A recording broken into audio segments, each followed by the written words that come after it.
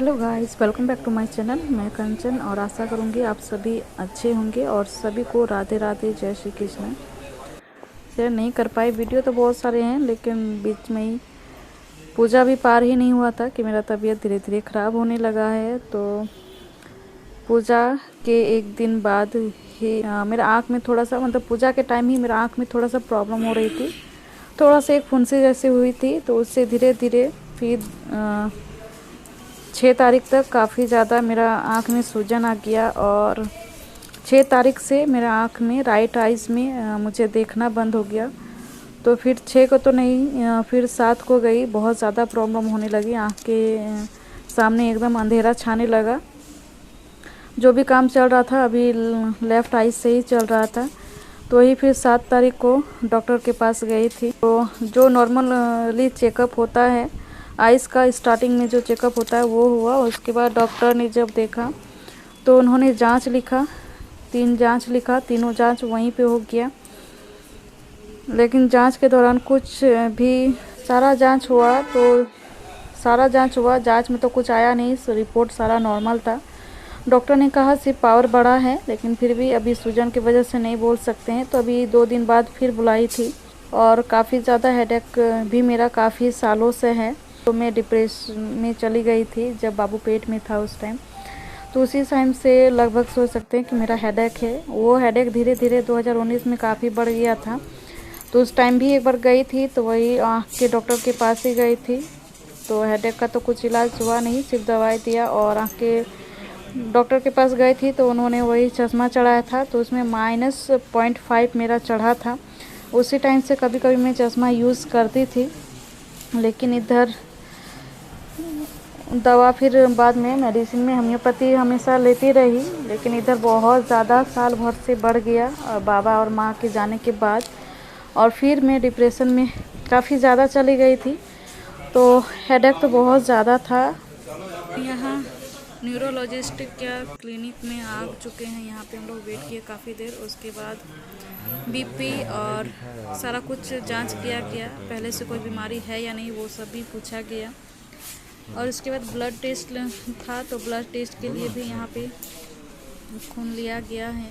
देख सकते हैं दोनों हाथ में कहीं पे नस दिखाई दे रहा था, कहीं पे नहीं। तो जहाँ से उनको खून मिला, नस अच्छे से दिखाई दिया, वहाँ से उन्होंने ब्लड निकाला है।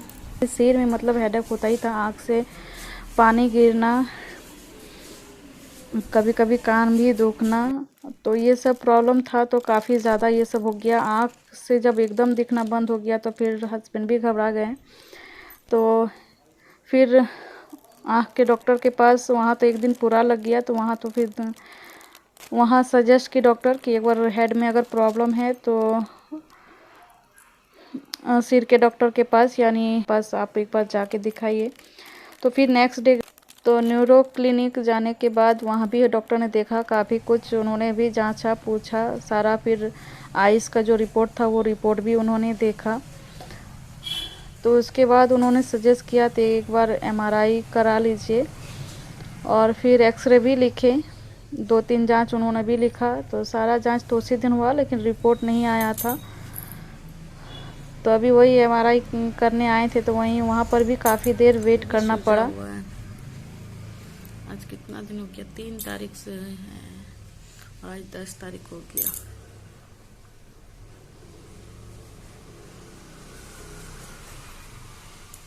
तीन तारीख से है। यहाँ पे थोड़ा सा दाना हुआ था, तब से सूजा हुआ है। और 6 तारीख से मुझे आँख में देखना बंद हो गया है। 6 तारीख से एकदम नहीं दिख रहा है। एकदम ऐसे करने पे सब चीज डबल और क्लियर नहीं दिखाई दे रहा है, धुंधला जैसा दिखाई दे रहा है। सारा तो चेकअप हो गया है। अब ये आँख का तो पूरा रेटिना वेटिना पर्दा का सारा का चेकअप हुआ है, सब नॉर्मल है, सिर्फ पावर बढ़ा है बोल रहा है। और सिर भी गई थी दिखाने के लिए, तो वहाँ भी ढेर सारा, वहाँ भी चेकअप लिखा है, MRI लिखा है, एक्सरे लिखा है। तो वो सब तो हो गया है। एक्सरे तो उतना कुछ है नहीं, रिपोर्ट नहीं आया है। अब आज फिर डॉक्टर बुलाया है रिपोर्ट लेकर, आज रिपोर्ट भी आएगा। तो रिपोर्ट लेकर फिर डॉक्टर के पास जाना है। क्या हो रहा पता नहीं, बहुत ज़्यादा सिर दर्द करता है ये, मतलब पूरा बढ़ गया है इस एरिया पे। ये पूरा मतलब कभी यहाँ कभी यहाँ, इधर समझ में आता है। अभी जैसे इधर पूरा भारी लग रहा है, इधर अभी झुकने में देखिए, यहाँ पे थोड़ा सा भी ऐसे हो रहे हैं तो पूरा ये सब टन टन कर रहा है। ये समझ में नहीं आ रहा है क्या हो रहा है। मंडे को रिपोर्ट आना था, तो मंडे को रिपोर्ट लेके फिर डॉक्टर के पास गई थी। तो यहाँ भी बोला कि हेड में तो उतना कुछ सीरियस इशू नहीं है, कुछ इस तरह कंडीशन जो मैं डर रही थी इतने दिनों से होके, पता नहीं कुछ हो गया हो अंदर में, कि कभी कभी चक्कर और उल्टी बहुत ज़्यादा इधर आने लगे थे। तो यहाँ पे बैठी हुई थी और काफ़ी लेट हो गया था, बच्चे को भूख लग रहा था, तो ये बाहर से फिर ये सब नमकीन लेके आया है और खा रहा है। तो यहाँ MRI होने के बाद हम लोग डॉक्टर से मिले, जो भी फ़ोटोज़ था वो सब प्लेट जो भी था उन्होंने देखा, तो उस टाइम तो उन्होंने कुछ नहीं कहा, सब कुछ बोला इसमें तो सारा नॉर्मल है। तो उसके बाद हम लोग घर आ गए थे, रात भी काफ़ी हो गई थी, उनका क्लिनिक बंद करने का टाइम हो गया था। तो फिर संडे बीच में पड़ गया था, संडे को तो गए नहीं, मंडे को फिर रिपोर्ट लाना था और रिपोर्ट लेके फिर डॉक्टर के पास जाना था। मेरा फेस का भी देख सकते हैं, पूरा बैंड बजा हुआ है पूरा। इसी सब वजह से अब क्या हो रहा है पता नहीं, का वेट करते हुए पार हो गया। उनको भी ऑफिस में बहुत ज़्यादा काम है, ऑफिस एब्सेंट कर करके वो डॉक्टर के पास लेके जा रहे थे।